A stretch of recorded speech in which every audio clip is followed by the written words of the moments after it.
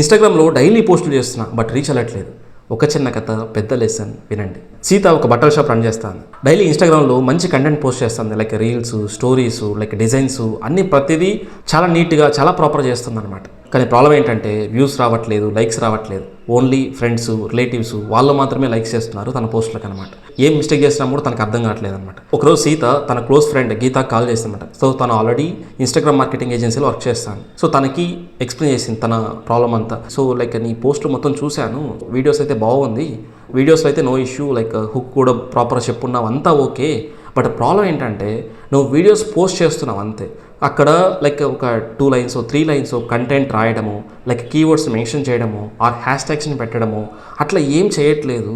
ఇవన్నీ పెట్టకపోతే ఈ వీడియో దేని గురించి ఉందని ఇన్స్టాగ్రామ్కి ఎట్లా తెలుస్తుంది అసలు? సో సీతకి ఏం అర్థం కావట్లేదు. అరే నా కంటెంట్ అంతా రాయని తెలియదు, అసలు హ్యాష్ ట్యాగ్ అంటే ఎట్లా పెడతారు, ఏమీ నాకు అర్థం కావట్లేదు అన్నట్టుగా సీత చెప్పింది. దాని గీత నువ్వేం చేస్తావంటే నీ కాంపిటేటర్స్, ఫర్ ఎగ్జాంపుల్ ఇప్పుడు 1000 ఫాలోవర్స్ ఉన్నారు, నువ్వేం చేస్తావంటే పెద్ద కాంపిటేటర్స్ కాకుండా లైక్ 10,000 ఆర్ 5,000 ఫాలోవర్స్ ఉన్న కాంపిటేటర్స్ ఉంటారు కదా, వాళ్ళని తీసుకో. వాళ్ళు ఎలాంటి ట్యాగ్ లైన్స్ వాడుతున్నారు, ఎలాంటి కంటెంట్ పెడుతున్నారు, ఆర్ కీవర్డ్స్ ఎలాంటివి వాడుతున్నారు, హ్యాష్ ట్యాగ్ ఎలా వాడుతున్నారు, వీటన్నిటిని నువ్వు అబ్జర్వ్ చెయ్యి. నువ్వు పెద్ద ప్లేయర్ని చూడొద్దు. పెద్ద ప్లేయర్లు కీవర్డ్ పెట్టకపోయినా, హ్యాష్ ట్యాగ్ పెట్టకపోయినా వారికి వర్కౌట్ అయిపోతుంది. నువ్వు ఏంటంటే ఇలాంటి చిన్న ప్లేయర్ ఇప్పుడే గ్రో అవుతున్న వాళ్ళని అబ్జర్వ్ చెయ్యి. అంటే నువ్వు కంటెంట్ని కాపీ కొట్టట్లేదు. సిస్టమ్, ఎలాంటి సిస్టమ్ వర్క్ అవుతుంది, ఎలాంటి క్వరీస్ వర్క్ అవుతుంది, ఎలాంటి కీవర్డ్స్ వర్క్ అవుతుంది, ఎలాంటి హ్యాష్ ట్యాగ్స్ వర్కౌట్ అవుతుంది అన్నట్టుగా నువ్వు మెయిన్గా అబ్జర్వ్ చేయాలి. అబ్జర్వ్ చేసి దాన్ని బేస్ చేసుకొని నీ పోస్ట్ని నువ్వు అప్డేట్ చేసుకోవాలా. అంతేగాని వాళ్ళు పెట్టింది సేమ్ టు సేమ్ నువ్వు పెట్టకూడదు కూడా అన్నట్లుగా గైడ్ చేసింది అనమాట. సో లైక్ సీతకు అర్థమైంది తన మిస్టేక్ ఏంటి అనేసి. సో ఫర్దర్గా వాట్ ఎవర్ వీడియోస్ ఏవైతే ఉన్నాయో అప్లోడ్ చేస్తున్నప్పుడు కూడా ఏంటంటే కంటెంట్ ప్రాపర్గా పెట్టడం కానీ, హ్యాష్ ట్యాగ్స్, కీబోర్డ్స్ అన్నింటినీ ప్రాపర్గా పెట్టడం కానీ, సో ఇవన్నీ ప్రాపర్గా హ్యాండిల్ చేసుకుంటూ వచ్చిందనమాట.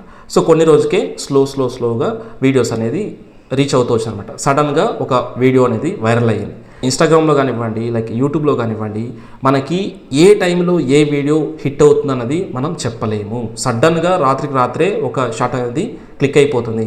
అందువల్ల ఏంటంటే కన్సిస్టెంట్గా ప్రాపర్గా మనం ఆప్టిమైజ్ చేసి ఆ ప్రాపర్ కంటెంట్, హ్యాష్ ట్యాగ్స్ అన్ని పెట్టి సో మనం చేస్తూ ఉన్నామంటే ఒక 30 డేస్లోనూ, 60 డేస్లోనూ, 90 డేస్లోనూ మనకు ఖచ్చితంగా ఒక్కరోజు ఒక వీడియో మనల్ని వైరల్ చేపిస్తుంది.